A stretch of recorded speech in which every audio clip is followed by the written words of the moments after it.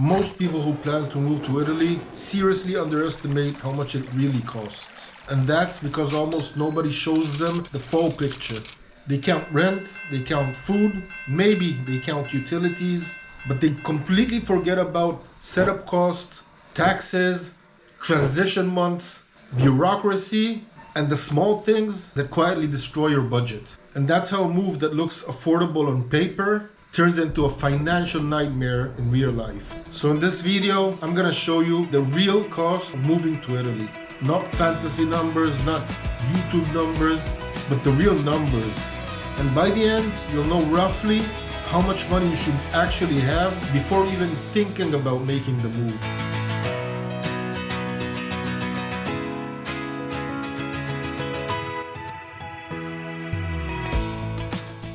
Before we get into numbers, there's one common planning mistake I want to clear up. Most people think about moving to Italy in terms of monthly cost of living. That's not wrong, but it's not the full picture. The real challenge is not how much life costs after you've settled. The real challenge is how much it costs to get set up and become stable.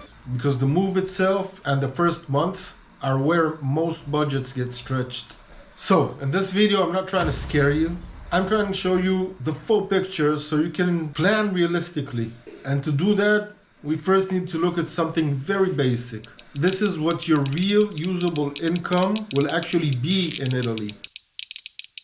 Before you plan a life in Italy, you need to know what part of your money actually belongs to you.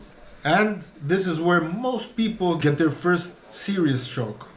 Italy doesn't have one simple tax situation.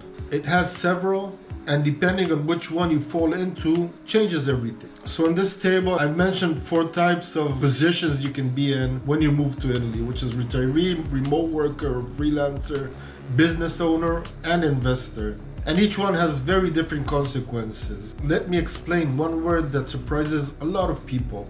INPS. INPS is actually Italy's social security system. It's not a tax, it is a mandatory contribution for pensions, healthcare, and social benefits. And if you are self-employed, a freelancer, or running a business in Italy, you will almost always pay INPS on top of your income tax.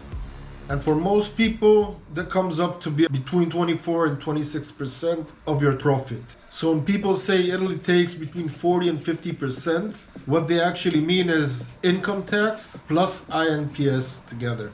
Now, this is an important clarification for retirees. If you're already retired and are not working in Italy, you usually will not pay INPS. And that's because INPS is a contribution on work and not on living in Italy. But if you start freelancing, consulting, or running a business, INPS applies again. Let me show you a real example. Let's take a very normal person. Let's say you earn 40,000 euros per year working online. Your income tax will be between 9 and 12,000 euros, yearly of course. INPS will be between 9 and 10,000 euros. Your accountant will cost about 1,500 euros, and you will need one in Italy. And what you're left is between 18,000 and 20,000 euros for your yearly expenses. So a 40,000 euro lifestyle can very easily become a 1,500 euro monthly lifestyle. And this is not extreme, this is very normal. A few people already asked me, what if my business is in another country? What if my income is abroad? What if I only live in Italy part-time and not the whole year? So here's a simple rule. If Italy considers you a tax resident, Italy taxes your worldwide income and not just what you earn in Italy, but everything. And Italy usually considers you a tax resident if you live in Italy for over 183 days per year, or the center of your life is based in Italy, or your main interests are in Italy. I know it's a bit vague, but we will get into it. And some people are probably thinking, well, if it's abroad, they probably won't know. In today's world, with automatic information exchange between countries, this is a very dangerous assumption. Banks share information with tax authorities, and tax authorities share information with each other. If you do become a tax resident in Italy, you should not assume that your foreign accounts or foreign income isn't visible in Italy. A very expensive mistake is moving first and understanding this later. Now, there are special regimes for people, and I put them here on this table. You can pause and read them. These can reduce taxes a lot, but they have rules and deadlines, and they do require a good accountant. Before we go any further, there's a very important disclaimer I must add here. I'm not a lawyer, I'm not an accountant, and I'm definitely not a tax advisor. Nothing in this video is personal, legal, or any sort of tax advice. Every situation is different and it depends on your country, your visa, your income sources, your work situation, and your personal structure. If you're seriously planning a move, you should absolutely talk to a qualified accountant or tax advisor before you make your decision. This one conversation can and probably will save you a lot of money and a lot of headaches in the future. To summarize all this part, this point is quite simple. Before you plan a life in Italy, you must know your real net number, because now comes the second chunk.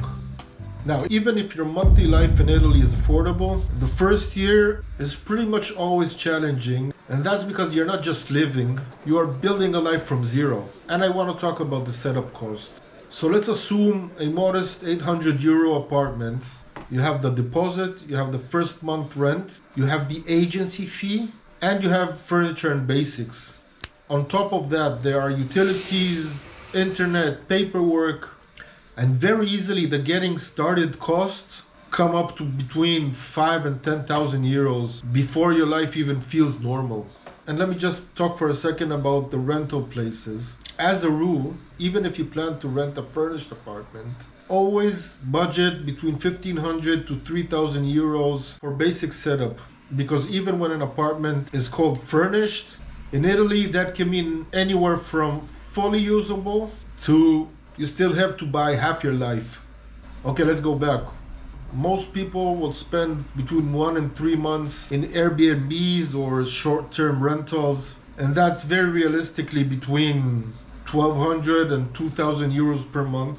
And the first months are messy. You still pay things back home, you're still buying things, you're still fixing mistakes, and nothing is really optimized. So instead of the 1,500 euros per month you planned for, you'll be spending some more like 2 to 2,500 euros. And that will be probably for the first 3 to 6 months. Then you have the flights, shipping, pets, documents. So even if Italy is cheap to live in, it's not cheap to enter. Now we're gonna combine everything into one honest rule. You should never move to Italy without at least 6 to 12 months living expenses in cash. If your life costs 1,500 euros per month, you want to buffer between 9 and 18,000 euros just to feel safe. This is not spending money, this is sleep at night money. So when you combine setup and transition costs and a proper safety buffer, a seriously stress-free move to Italy usually means 20 to 40,000 euros available, and sometimes more. And that's not because Italy is expensive, that's because moving countries is expensive. Now, this doesn't mean you're gonna use all this money, but make sure you have it available. Okay, let's conclude this. I'm not telling you this to scare you. I'm telling you this so you don't destroy a good dream with bad math. Italy is an amazing place to live, but the people who succeed here are not the bravest, they are the ones who are best prepared. Now for rental prices around Italy and how to find a nice place, watch this video next.